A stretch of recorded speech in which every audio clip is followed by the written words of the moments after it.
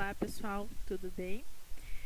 Hoje a gente vai dar continuidade na nossa 7ª aula de assistência à saúde coletiva e dando continuidade também ao assunto que começamos na aula passada, né, sobre os imunobiológicos, a vacinação. Então, nós vamos comentar hoje sobre a administração desses imunobiológicos, né?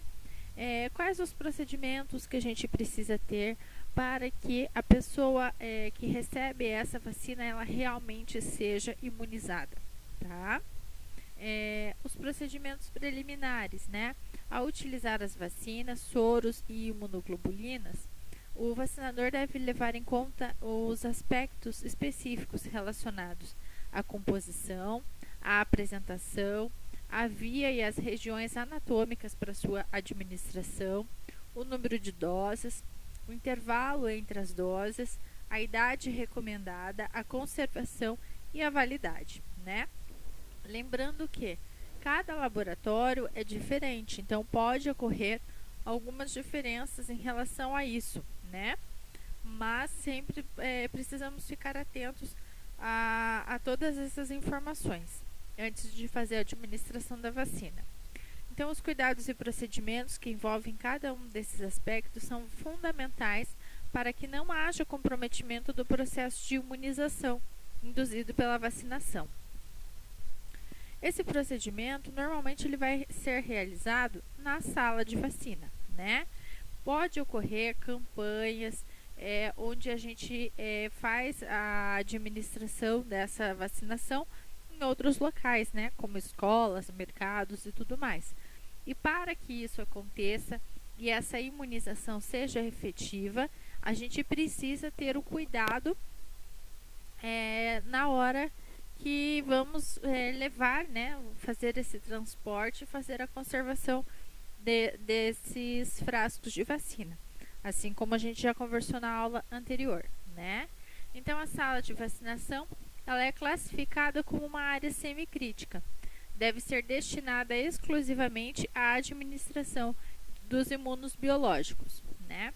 É importante que todos os procedimentos desenvolvidos promovam a máxima segurança, reduzindo o risco de contaminação para os indivíduos vacinados e também para a equipe de vacinação, né? Lembrando que, às vezes, algumas vacinas a gente vai acabar se deparando com os micro-organismos vivos, né, vivos ou atenuados. Dependendo dessa conservação e tudo mais, a gente pode acabar se contaminando com esses micro-organismos, né? Então acaba contaminando outras pessoas. Então é extremamente importante esse cuidado da administração, esse cuidado em relação aos resíduos, né, da sala de vacinação, para que não aconteça acidentes e contaminações. Aqui a gente tem uma imagem de uma sala de vacinação, né? Inclusive o refrigerador doméstico que eu coloquei para vocês na aula anterior, né? Do qual ele já está sendo retirado do mercado hoje em dia, né? Lembrando que é nossa responsabilidade a manutenção, a conservação da sala, né, a conservação de temperatura da sala, para que ocorra de maneira eficaz essa vacinação. Os resíduos da sala de vacinação também é de responsabilidade da equipe de enfermagem, né? É responsabilidade do trabalhador da sala de vacinação realizar a segregação, ou seja, a separação desses resíduos, né? O acondicionamento, jogar separar o lixo e colocá-lo de forma eficaz, né, para que não ocorra riscos à saúde ou a pérfuro cortantes, né? A identificação de tais resíduos e o manejo desses resíduos inclui as fases de segregação, acondicionamento, identificação, transporte interno, armazenamento temporário, tratamento, armazenamento externo, coleta, transportes externos à disposição final.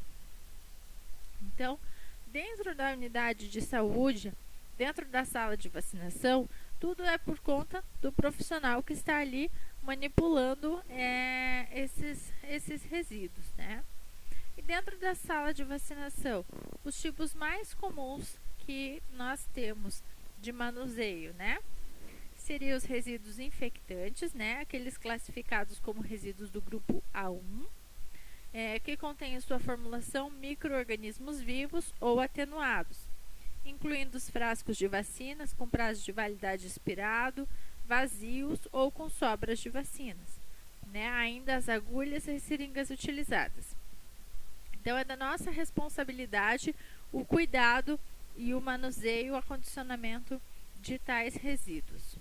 Assim, também na sala de vacinação, é comum a gente descartar os resíduos comuns, né? Eles são classificados em resíduos do grupo D, né?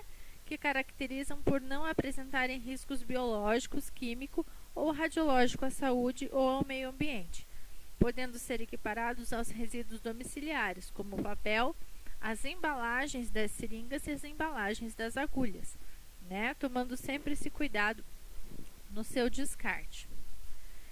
E os agentes imunizantes, né? Qual a natureza dessas vacinas, né? Como a gente pode classificar? Então, a vacina é o imunobiológico que contém um ou mais agentes imunizantes, né? Ela pode ser uma vacina isolada ou uma combinada. Por exemplo, uma vacina somente para sarampo ou uma vacina para sarampo, tétano, coqueluche e tudo mais, tá? Então, às vezes em uma vacina, ele protege contra 3 tipos de diferentes doenças, ou mais. Então, sob diversas formas, né, que elas podem ser fabricadas, né, como bactérias ou vivos e atenuados, né, vírus inativos, bactérias mortas, componentes de agentes infecciosos purificados ou modificados quimicamente e geneticamente, né? Lembrando-se que as vacinas elas são provenientes dos micro-organismos em si, né? Então a gente precisa ter todo esse cuidado para que não aconteça a contaminação. E a composição, né? O líquido em que a vacina é apresentada contém, além do agente imunizante, os componentes a seguir especificados. Ele pode conter um líquido de suspensão, né, que ele é constituído geralmente por uma água destilada ou uma solução salina fisiológica, podendo conter proteínas e outros componentes originários dos meios de cultura ou das células utilizadas no processo de produção das vacinas. Então, ou seja, às vezes ele vem em si lá, a vacina, um pozinho, e esse líquido de suspensão para a gente fazer a mistura, né? Ele pode vir também com conservantes, estabilizadores e antibióticos, né? Em pequenas quantidades e substâncias antibióticas ou germicidas. São incluídas na composição de vacinas para evitar o crescimento dos micro-organismos, né? Seja das bactérias, fungos. E eles são estabilizadores, né? São nutrientes que são adicionados às vacinas constituídas por agentes infecciosos vivos atenuados. Então, através desses conservantes, eles mantêm esses micro-organismos de forma que eles fiquem atenuados, que ele não tenha uma composição mais agressiva, podendo vir causar a doença. Reações alérgicas, elas podem ocorrer se a pessoa vacinada for sensível em algum desses componentes também. Então, a gente precisa ficar atento e sempre conversar com os pacientes que já foram vacinados, às vezes na primeira dose, que às vezes eles podem apresentar um alto risco de hipersensibilidade na segunda dose, né? Outros componentes são os adjuvantes, eles são compostos contendo alumínio, são comumente utilizados para aumentar o poder imunogênico de algumas vacinas, amplificando o estímulo provocado por esses agentes imunizantes, né? Então, eles são compostos que acabam na mistura ali da vacinação, acabam estimulando a proteção dessa formulação da vacina. Então, as origens, né? Alguns são fabricados nos laboratórios nacionais. Aqui no Brasil, esses laboratórios são os que mais fabricam são o Instituto Butantan e a Fiocruz, né? Eles fabricam e acabam distribuindo para o Brasil. Ou então eles podem ser estrangeiros, né? Que acabam fornecendo as vacinas aqui para o Brasil. Embora a maioria dos agentes imunizantes seja produzida a partir de cepas ou linhagens de bactérias ou vírus em instituições de referência da Organização Mundial da Saúde, existem particularidades no processo de produção de cada laboratório. Então, ou seja, esses agentes, eles acabam sendo pego uma partezinha, né, desses micro-organismos. Essas cepas são umas partes de bactérias ou vírus, né? Mas esse processo da produção, ele pode ser diferente para cada laboratório, tá bom? Então, ele também pode variar os conservantes, estabilizadores e os adjuvantes utilizados. São fatores que contribuem eventualmente para que as vacinas apresentem diferenças em seu aspecto, né? Por exemplo, a presença de floculação, que são os flóculos branquinhos, assim, ou às vezes uma coloração mais transparente, né? Ou a coloração dela também pode ser modificada, né? Então, a vacina contra o sarampo, por exemplo, apresenta-se às vezes, depois da reconstituição, com tonalidades que variam do róseo ao amarelado. E o controle de qualidade, né? É necessário fazer um controle de qualidade para essas vacinas para garantir a imunização das pessoas, né? Então, esse controle de qualidade das vacinas é realizado pelo laboratório produtor e deve obedecer aos critérios padronizados estabelecidos pela Organização Mundial da Saúde. Após a aprovação, em testes de controle do laboratório produtor, cada lote de vacina é submetido à análise do Instituto Nacional de Controle de Qualidade em Saúde, do Ministério da Saúde. Só depois a vacina é liberada para o uso, garantindo sua segurança, potência e estabilidade. Então, é imprescindível que, a partir desse momento, a conservação seja mantida até o momento da administração dessas vacinas, né? As vacinas precisam ser armazenadas e transportadas de acordo com as normas de manutenção da rede frio, as quais deverão ser seguidas rigorosamente. Nenhuma das vacinas devem ser expostas à luz solar direta. Lembrando que essa conservação ela precisa estar entre 2 e 8 graus, né? O mais adequado ainda é que esteja em 5 graus. Durante todo esse processo do transporte, conservação, armazenamento e até a administração.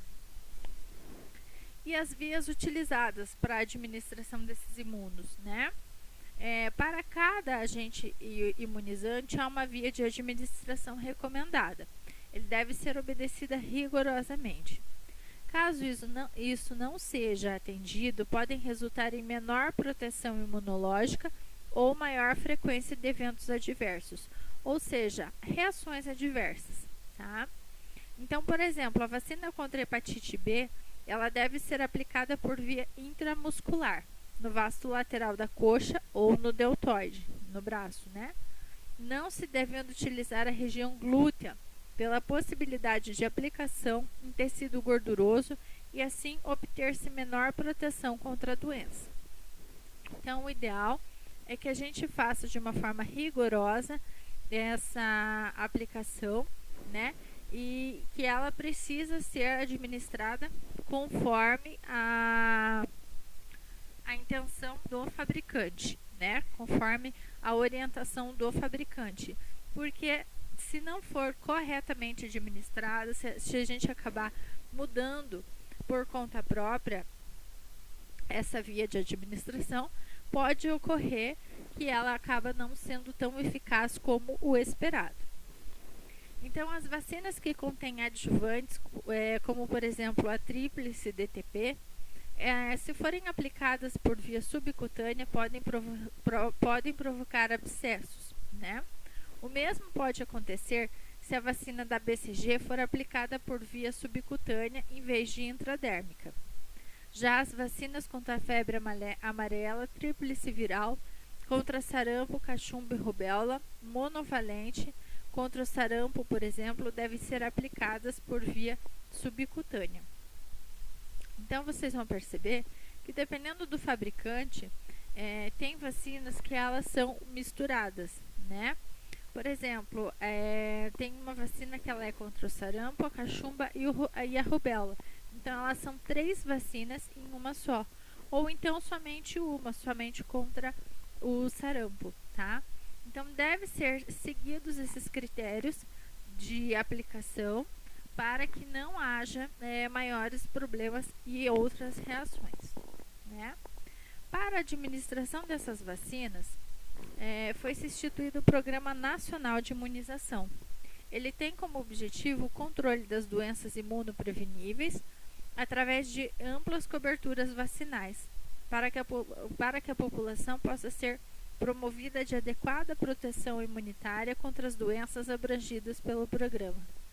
Entretanto, continua sendo comum em nosso país a adoção de falsas contraindicações à vacinação, como perda de oportunidade de vacinação durante os encontros da criança ou da família com o serviço de saúde e, consequentemente, prejuízo da cobertura vacinal. Então, ou seja, foi instituído esse Programa Nacional de Imunização, né? Ainda se tem muito tabu da qual a vacinação acaba fazendo com que a pessoa fique doente, né? São alguns eventos adversos que podem acontecer realmente, né? Mas cada organismo tem uma resposta diferente a tal procedimento, né?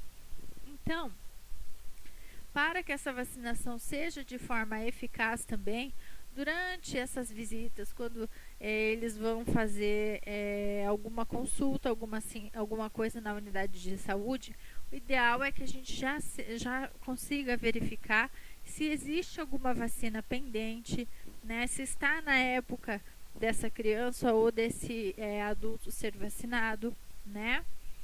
Isso faz com que a gente consiga prevenir essas doenças, né? Por exemplo, o sarampo teve uma época que ele foi erradicado do Brasil. Ele já não tinha mais essa doença. Aí o que aconteceu? A população de certa forma relaxou, né? Muitas das crianças não foram vacinadas, as gerações não foram vacinadas. O que aconteceu? A doença voltou novamente, né? Até o ano passado ela estava aí atuante novamente. Então, muitas vezes quando essas pessoas forem até a unidade de saúde, o ideal é que literalmente a gente já abrace elas, de modo que a gente já visualize se tem alguma vacina ou não pendente, né? Muitas vezes, devido à correria do dia a dia, né, são preocupações, as preocupações do dia, às vezes a gente acaba esquecendo, por exemplo, dessas vacinas, né, de lembrar esses responsáveis, por exemplo, que tem uma vacinação para ser cumprida. Então, quando acontece isso, o ideal, além do sistema, né, que a gente já tem esse cadastro no sistema, que de certa forma já nos faz lembrar, o ideal é que quando essa pessoa chegue à unidade de saúde, a gente já realize tudo o que for necessário, né, para esse atendimento. E temos um calendário de vacinação, né? Às vezes esse calendário ele pode ser modificado de acordo com os municípios, né? Mas basicamente eles são meio que padronizados, tá? Então a criança ela vai ser vacinada ao nascer, com a idade de 2 meses, 3 meses, 4 meses, 5 meses, 6 meses, 9 meses, 12 meses, 15 meses, 4 anos e 9 anos. Tá? As vacinas que ela vai receber: a BCG, a hepatite B, a Penta ou a DTP, né? A VIP e a VOP, a Pneumo 10, que é uma vacina que que ela protege contra 10 tipos de pneumonia, tá? A rotavírus, a meningo C, a febre amarela e a tríplice viral.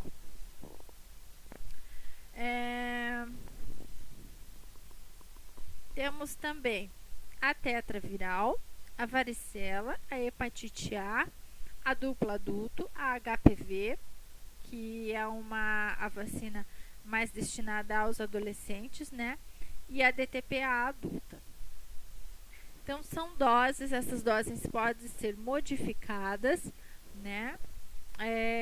De acordo com a idade também e de acordo com o tipo da vacina. E também pode acontecer de ocorrer alguma modificação referente ao município, né? Se tem um município onde está tendo um surto, eles fazem programas e campanhas destinadas à vacinação, por exemplo, daquele surto, né? Outros grupos-alvos são adolescentes, os adultos, os idosos e as gestantes, tá?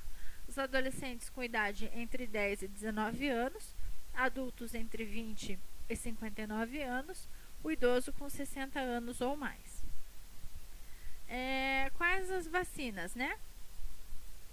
São aquelas mesmas praticamente que já foi comentado, porém são doses diferentes. Então, por exemplo, se vai uma criança lá, faz uma vacinação, acaba se passando muito tempo que ela já está num período da adolescência, às vezes ela precisa repetir as doses novamente, dependendo do tempo que se passou, tá? Isso é para garantir que a imunização dessa criança ocorreu.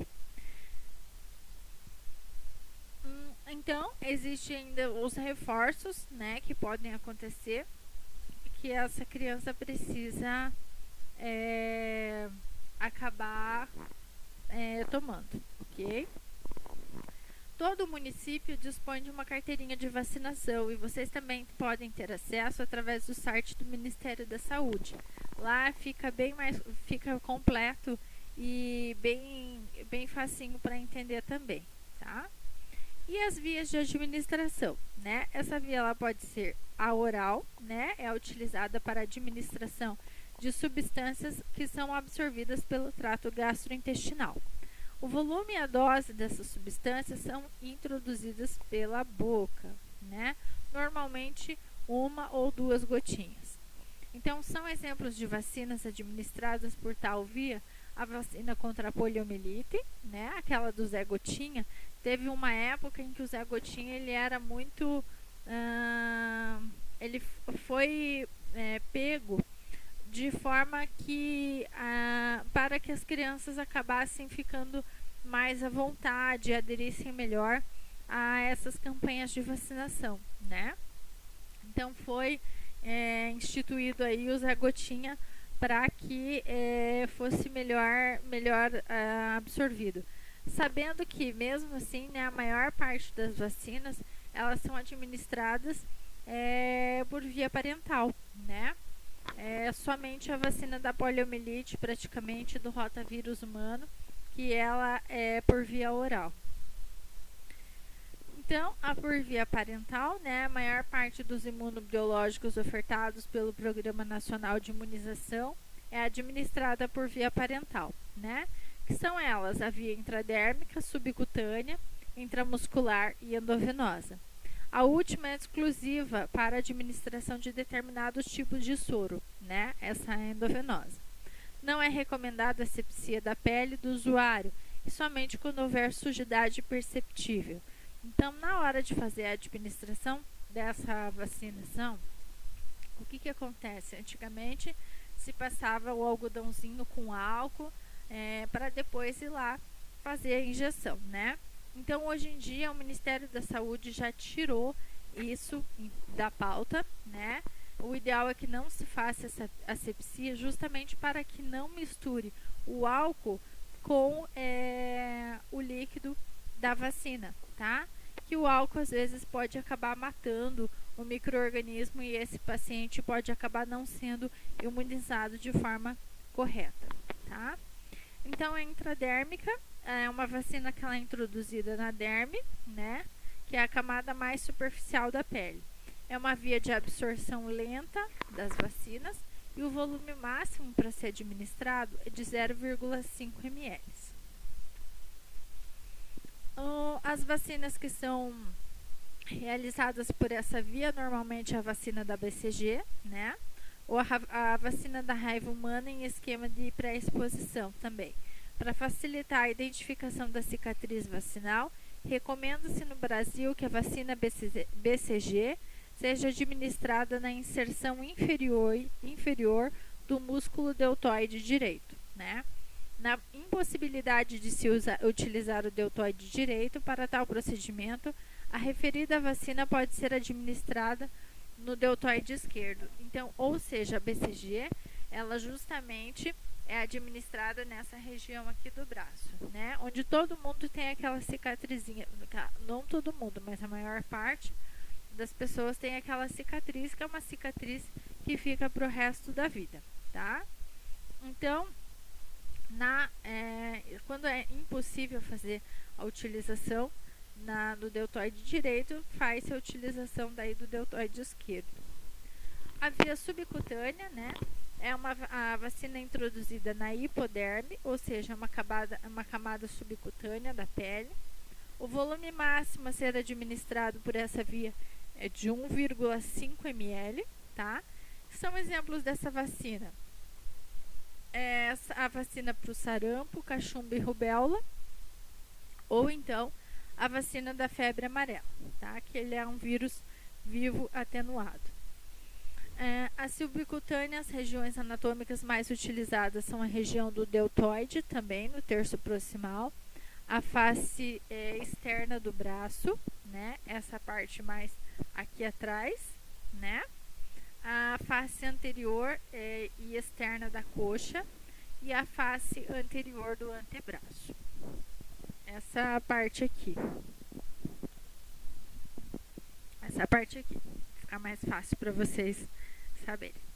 E tem a intramuscular também, né? O imunobiológico é introduzido no tecido muscular. O volume máximo é de 5 ml, do qual as vacinas são exemplos de vacinas administradas, né? A vacina de difteria, tétano e pertussis, a hemofilus influenza B, a hepatite B também, recombinante, a vacina de difteria, tétano e tétano para adulto, a vacina de hepatite B, a vacina da raiva, a pneumocócica 10 valente e a vacina de poliomielite também. Ela tem o seu estado por via intramuscular, não só por via oral, tá? Então, as regiões anatômicas utilizadas são o músculo vasto lateral da coxa e o músculo deltoide. Essas regiões que vocês conseguem observar aí através do slide. Tem também a via endovenosa, né? Onde o imunobiológico ele é introduzido diretamente na corrente sanguínea. É uma via que permite a administração de grandes volumes de líquidos, né? São exemplos para introdução os soros antidiftéricos, antibotulínicos e soros antivenenos, né? Então, o veneno da cobra, por exemplo, eles pegam o próprio veneno, fazem uma modificação e acabam injetando novamente para eliminar a parte tóxica desse veneno, tá? Então, os locais mais utilizados para administração de injeções endovenosas são as veias periféricas superficiais. A vacina BCG, né, ela é uma proteção específica contra a tuberculose. A sua composição é uma bactéria viva, atenuada, né? Uma única dose já é o suficiente. A idade mínima ao nascer, né? Normalmente é a primeira vacina que a gente já toma e o ideal é que ela seja aplicada até o mês de vida, né? É uma dosagem bem pequena, de 0,1 ml, e a via de administração é intradérmica no deltoide direito, né? A validade após a abertura do frasco é de 6 horas, então a gente precisa ficar bem atento a essas vacinas que têm um prazo de validade curto, né? Às vezes, no único frasco é possível a gente administrar, por exemplo, umas 10 doses de vacina, né? Se acabar que 10 pessoas, por exemplo, não foram vacinadas naquele dia, a gente tem que eliminar o frasco da vacinação, o frasco dessa vacina, tá?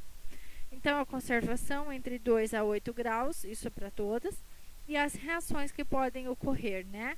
A mácula, ou seja, aquela manchinha mais esbranquiçada na pele. A pápula é uma bolinha que ela vai se formar. A úlcera é como se fosse uma feridinha, né? Aquela crosta é uma casquinha da ferida. A gente tem que orientar bem aos pais para que não tire essa casquinha, né? Para que deixe que ela vai cicatrizar sozinha. E até chegar à parte da cicatriz plana, tá? Então, são características, são reações que são esperadas para essa vacina da BCG, né?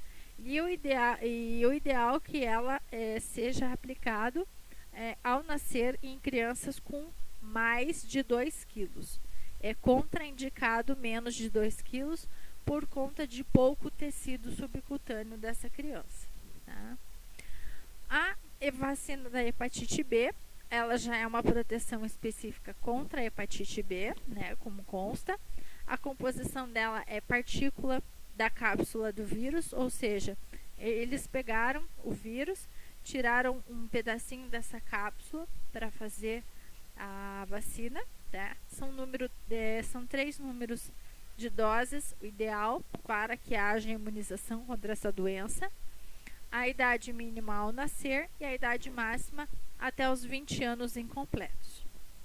Então, intervalo entre as doses, né? Não podemos administrar as 3 doses tudo no mesmo dia, certo? Então, existe sim um intervalo dessas doses que a gente precisa, que são recomendadas e a gente precisa respeitar. Então, da primeira para a segunda dose, esse intervalo tem que ser de mais ou menos 30 dias. Da segunda dose para a terceira dose, mais ou menos 5 anos. E a idade mínima, a dose mínima, né, o intervalo mínimo entre essas doses seriam de 30 dias, tá?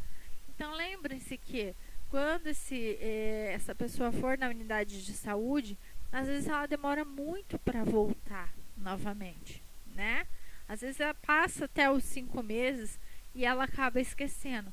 Então, o ideal é que, se tiver a oportunidade, a gente consiga fazer essa vacinação ou lembrar essa pessoa sobre a vacinação, tá? A dosagem é de 0,5 ml. A via de administração é intramuscular, ela pode ser ou no vaso lateral da coxa esquerda ou no deltoide esquerdo, tá? A validade após a abertura do frasco é até o final do frasco ou até uma data estipulada pelo fabricante, tá? E a conservação entre 2 a 8 graus. Reações podem ocorrer, tá? Tais como mal-estar, dor de cabeça, né? Cefaleia.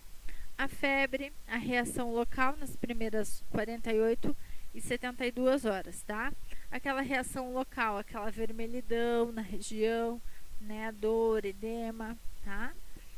São contraindicados pessoas que fazem o uso de imunossupressores ou crianças também com um peso menor de 2 quilos, por conta de ser pouco o tecido para fazer a administração dessa vacina. Então, temos também a vacina oral contra a poliomielite, né, ou seja, a VOP. Ela vai proteger especificamente contra a poliomielite, né? A composição é um vírus vivo atenuado, né? O número de doses são 3 doses, mais uma dose de reforço 1 ano após a terceira dose. A idade mínima 2 meses, a idade máxima 4 anos incompletos e o intervalo entre as doses normalmente de 60 dias ou então um intervalo mínimo de 30 dias. A dosagem são 2 gotinhas, a via de administração oral e a validade de abertura do frasco é por 5 dias. Conservação entre 2 e 8 graus, reações normalmente nenhuma, né? Porque ele é administrado pelo trato gastrointestinal, então é uma vacina mais tranquila. São contraindicados o uso por portadores de HIV positivo, tá? Justamente por ser um vírus vivo. Então, esses pacientes com HIV positivo faz com que esse vírus tome conta do sistema imunológico e deixe o nosso sistema imunológico mais não tão forte, né? Acaba ficando mais fraquinho. Então, se tiver contato com o vírus vivo, esse portador do HIV ele pode vir a adoecer por conta da vacinação. A tríplice bacteriana, a DTP, né? É uma proteção específica contra difteria, tétano e coqueluche. A composição é feita por bactérias mortas e toxinas, né, das bactérias, ou seja, coisas que as bactérias descartam, né, para o organismo delas, para nós reaproveitado para fazer a vacina, tá? O número de doses são 3, né, mais uma dose de reforço 1 ano após a terceira dose, e daí mais uma dose de reforço entre 4 e 6 anos de idade. A idade mínima de 2 meses, idade máxima de 7 anos incompletos. O intervalo entre as doses são de 60 dias, e o intervalo mínimo de 30 dias. A dosagem de 0,5 ml, via de administração intramuscular, vasto lateral da coxa direita, tá? A validade após a abertura do frasco até o final do frasco, ou ela datada conforme o fabricante.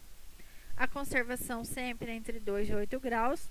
As reações comuns para essa vacina: a dor, hiperemia, edema, hipertermia, ou seja, febre. Tá?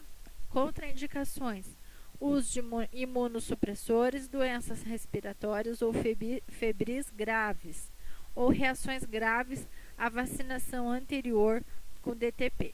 Então, a gente tem que fazer essa anamnese certinha, né, após a primeira dose, para garantir que esse paciente não vai fazer reações adversas novamente.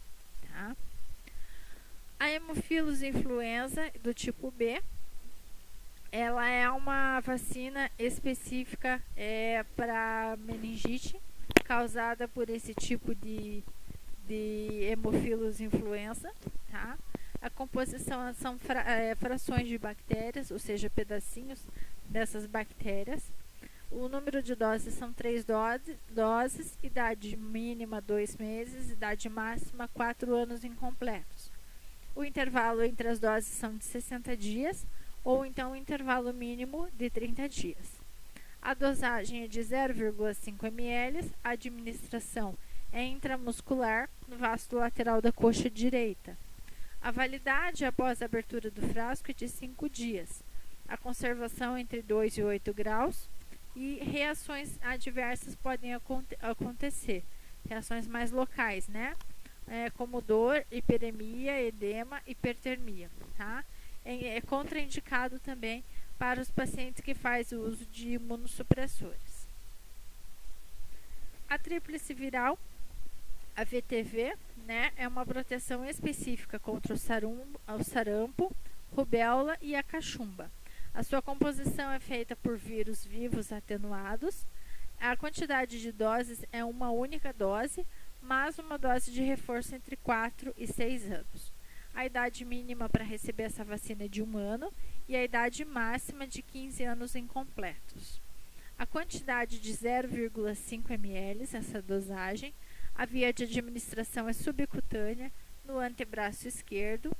A validade de abertura após o frasco é de 8 horas, tá? Então, passou-se as 8 horas, às vezes acabamos que não tivemos mais pacientes, temos que eliminar esse frasco. A conservação é entre 2 e 8 graus, né? Reações que podem ocorrer: hiperemia, hipertermia, entre o 5º e o 12º dia após a vacinação. Coriza, mal-estar, lacrimejamento. Tá?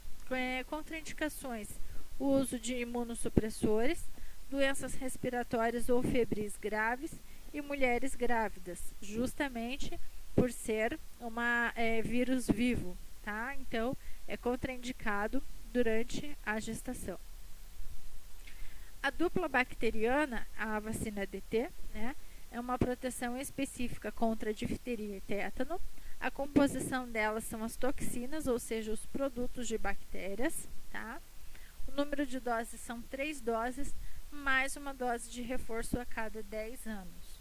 Então, a idade mínima é de 7 anos e o intervalo entre as doses da primeira para a segunda de 60 dias e da segunda para a terceira de 180 dias. A dosagem de 0,5 ml, a via de administração é intramuscular no deltoide direito. A validade após a abertura do frasco é até o final do frasco ou então a datada pelo fabricante. A conservação dessa vacina entre 2 e 8 graus, né? E as reações locais, como dor, eritema, edema e hipertermia, pode ocorrer. Contraindicação também, o uso de imunossupressores e reações graves à vacinação anterior. A vacina da febre amarela ela é específica, né, para a febre amarela. A composição é feita por vírus vivo atenuado, né, o número de doses somente uma e mais uma dose de reforço a cada 10 anos. A idade mínima recomendada é 9 meses, a dosagem é de 0,5 ml. A via de administração subcutânea no antebraço, né? A validade após a abertura do frasco de 4 horas e a conservação entre 2 e 8 graus. Reações normalmente ela não causa, tá? E contraindicações, o uso de imunossupressores. E mulheres grávidas também, né? Por ser um vírus vivo. O rotavírus, ela tem uma proteção específica contra o rotavírus, né? É uma composição do vírus humano atenuado, né? O número de doses são 2 doses. A idade mínima, a primeira dose normalmente é do primeiro mês até os 3 meses e meio. E a segunda dose dos 3 meses e meio até os 5 meses e meio. A dosagem é uma ampola, via de administração oral. A validade após essa reconstituição, né?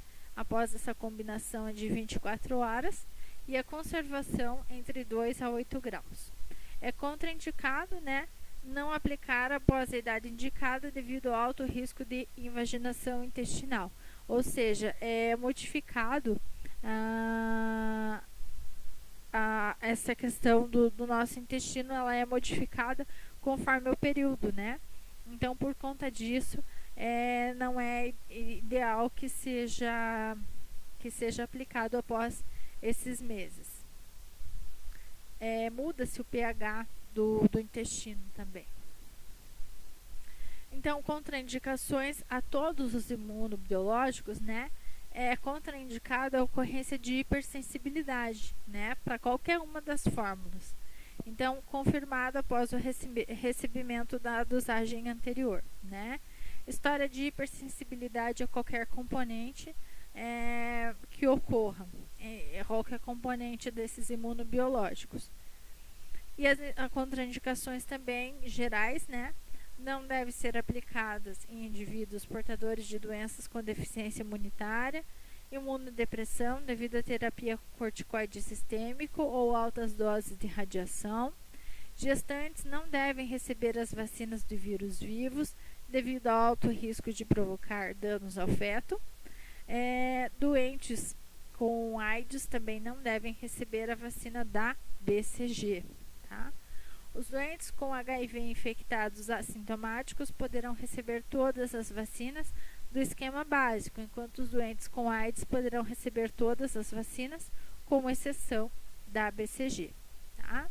Por isso, quando a criança nasce, normalmente é realizado um exame de HIV para ver se essa criança pode estar contaminada com o vírus ou não, ok?